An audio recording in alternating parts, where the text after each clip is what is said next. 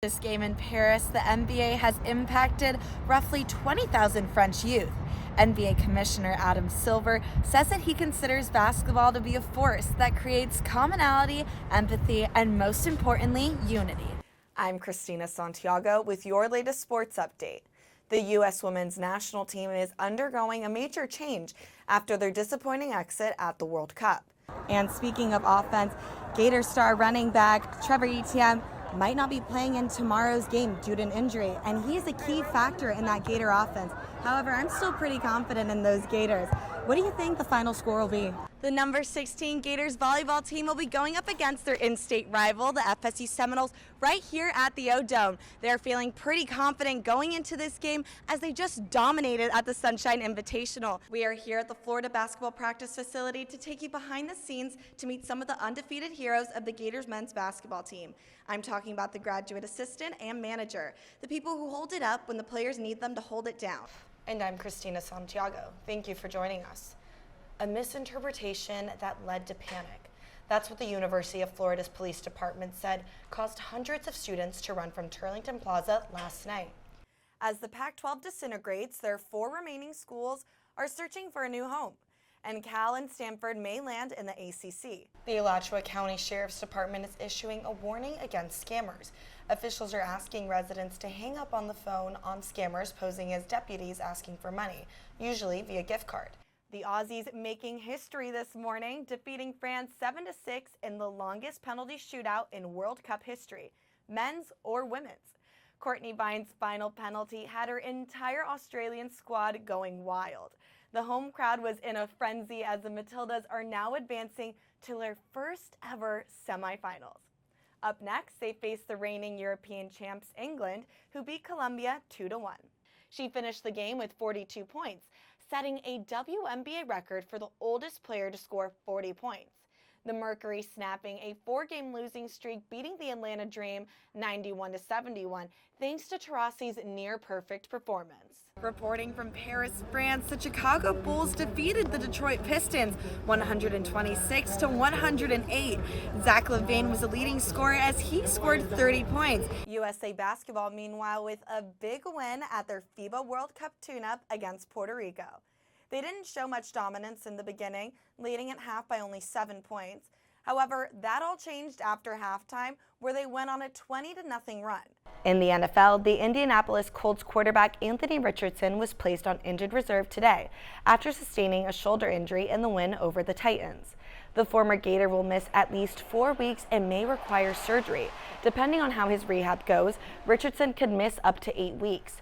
Veteran backup Gardner Minshew will step in Richardson's absence. Regarding Andonovski's replacement, the U.S. Soccer Federation has not made a decision yet. A lot of changes are happening in the world of college sports, especially with the Pac-12, where according to reports, they've lost another school. As of Thursday, the Big 12 approved Arizona's application to join the conference. The switch is expected to be finalized soon. Angels pitcher Shohei Ohtani, meanwhile, was dominant on the mound at the start of the game against division rival Seattle Mariners. He threw 4 scoreless innings on 59 pitches. That's right, fans of all ages were excited to meet their favorite Gator players. I spoke with boosters, fans, and players, many of whom wouldn't normally have the chance to interact and chomp together had it not been for the event. Florida Gators quarterback Anthony Richardson decided to join the Gator Collective because he wanted to become closer to his supporters, build his brand, and showcase who he is when he's not making the plays. A lot of people call them fans. I don't call them fans. I call them supporters because they just support us on and off the field. So why not try to be able to interact with the people that support us? And also, it's a chance to build your brand, let people see you outside of football, let them see the type of person you are.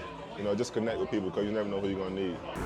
University of Florida student Caroline Murray is gearing up to bike 1,700 miles this summer in order to spread a message. She will be biking along the Pacific on behalf of a nonprofit organization called Pedal the Pacific. This is what she hopes to accomplish. Put my voice into my community and be an advocate for human trafficking because it's definitely a topic that people don't talk about. She will be among the 10 college-aged women who will use their bikes in hopes of making a difference. And so we're really just using our bikes as a platform to be able to talk about it, because since it is so extreme, people are asking, oh, why are you doing that? What would make you do that? And then we can tell them, and we can educate them. So that's really exciting that we get to do that. Founder and executive director Savannah Lovelace was one of the 3 women who founded the organization in 2017. When we said, like, we're going to cycle down the Pacific coast, we knew that our friends and family were going to be like, you're not athletic, like you've never done a sport. Like, what compels you to do this? And then we would be able to have a platform to talk about the reality of sex trafficking in a non-intimidating way.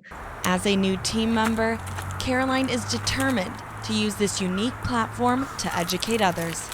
In terms of like myths, like it's just not like taken or anything like that. And I think that that's definitely like what people think of. And I think also too, I think a lot of people don't want to talk about it because they almost like cannot imagine like that's actually going on in their communities, or what it really looks like. So I definitely encourage people to educate themselves, and like I'm happy to educate anyone. Gainesville Elite Gators and Greater Than Me Hurricanes combined forces to create a new team, the Gainesville United Gators. Linebacker Ace sets important goals that he plans to achieve. I'm really trying to get to the championship so I can show what I really do. I'm trying to make a name for myself, pretty much. Coach Dwight Whitey Hubbard believes the team creates a sense of community.